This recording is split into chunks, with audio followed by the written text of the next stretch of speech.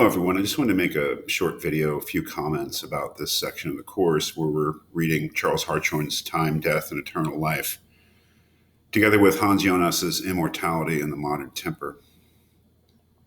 I'd like to put it in a certain context. I think I've already described this in various videos or comments here and there about what this section of the course means in terms of the overall trajectory of the course, what comes before especially. And what comes before is Plato and Landsberg. You remember that Plato and Landsberg, in terms of this course, were kind of the first departure from Epicureanism. That is, the first units of the course really take they take part in this or they take place within this Epicurean space and thinking about death. That is, that death is the absolute end of the person. It's a terminus. And there's nothing beyond. You cannot think of death as a kind of transition from one form of being to another, some kind of mystery. But rather, death is the end of being. It's the end of a process of life, and that it makes no sense to think of a beyond. Everything that is in the first weeks of the course, Epicurus, Nagel, Bruckner, and Fischer, and then less directly, but also Jonas and Gray take, in one way or another, take place within that space, within that presumption that death is the absolute end. And then we get Plato and Landsberg, who completely depart from that. That is, there's no common ground, you might say, between Epicurus on the one hand and the kind of discourse that his philosophy of death enables, and the kind of discourse about death that Plato and Landsberg are trying to enable.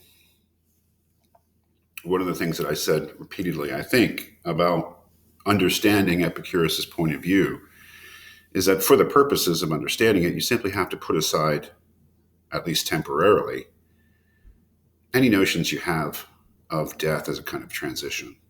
That is, you cannot characterize Epicurus correctly if you hold on to that idea that death is a mystery, that it's the undiscovered country, that we don't know what happens to us after we die, because all of those things presume that something happens to us after we die, whereas Epicurus's whole point is that nothing does. We become nothing.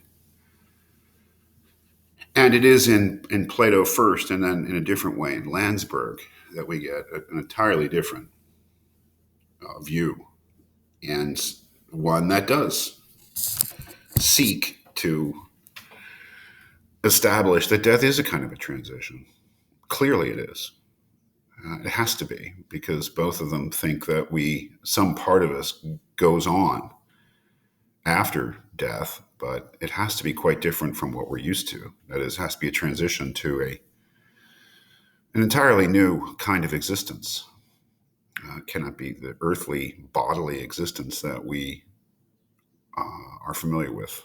It has to be something different. And that is the great drama of the part of the course involving Plato and Landsberg, to see their different struggles to try to establish that. Because now that you've familiarized yourself with these two thinkers, you know that it's quite difficult, very, very difficult, to plausibly sketch out that arguments for that transition to a new type of being. But what I want to get at in this video is just the contrast between the very large, ambitious philosophical projects of Plato and Landsberg with regard to immortality, as opposed to the scaled down, somewhat scaled down, more moderate notions of life after death and immortality from Hartshorne and Jonas. I think that if you read all of these texts and think about them, you'll see quite clearly that the kind of immortality that Hartshorne argued for and the kind of immortality that Jonas at least sketches out are quite different from the ones that were insisted upon by Plato and Landsberg. They're much more moderate. And what ties them together quite neatly is this idea of the book of life. I think probably one of the most salient aspects of Hartshorne is that while he does believe that we are eternal insofar as the lives that we live are eternally recorded, and this is essentially a theological concept, that is, it does depend upon God existing and remembering us, because he has to remember us in the so-called library of our of different existences. That this idea of the book of life is obviously common in Jonas as well. The idea that there is such a thing as a book of life, which records our lives, our experiences, but that both of them share the idea that there's no continued experience. That's really, I would say, the main point in terms of contrast between these two thinkers and the previous two thinkers, Plato and Landsberg. Plato and Landsberg surely imagine an afterlife to be a full-blown life insofar as there is continued experience, where neither Jonas or Hartshorne allow for that. I think that has to be acknowledged in your reading.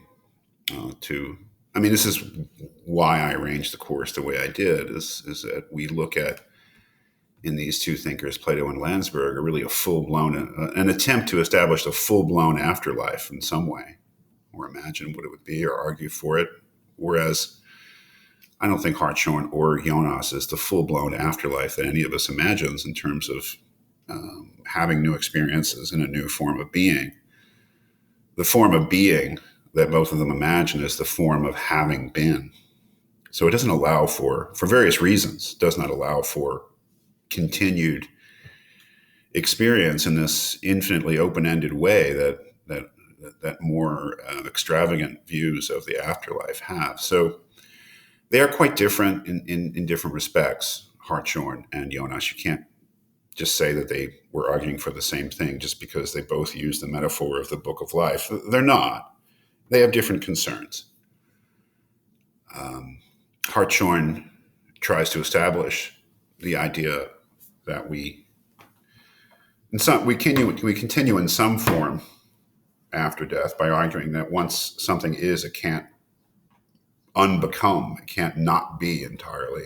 And he tries to imagine what that form of existence would be after death. Whereas Jonas, and I think this is quite important, and you should look when you read the essay, Jonas is looking for some aspect of contemporary experience, modern experience, which he says is uncongenial to immortality, right? That's important to note. That is that the idea of immortality just doesn't fit in with the modern worldview. But he tries to find some aspect of our experience which hints at the eternal. And he finds that in moral experience, the experience of having to make choices, moral choices. And then on the basis of that builds up this idea that the choices that we make in our lives have some kind of eternal significance. Both of these views, both Hartshorne and Jonas, ultimately are theological insofar as none of it makes any sense unless there is some kind of God that can serve as the medium of memory and recording of these acts, moral choices in the case of Jonas, our whole lives in the case of Hartshorne. So, I just wanted to characterize what this unit of the course is meant to convey in terms of the overall trajectory of it. That is, that we are still, you might say that the first half of the course takes place in this Epicurean space that denies any idea of an afterlife, of immortality. And then these following four pieces from Plato, Landsberg, Hartshorne, and then Jonas's Immortality of the Modern Temper are taking place within a space that in some way or another allows for something like immortality. But it's important to note that Hartshorne and Jonas's views are quite more moderate, pared down, or second best, not as extravagant in their notions of the afterlife as Plato and Landsberg.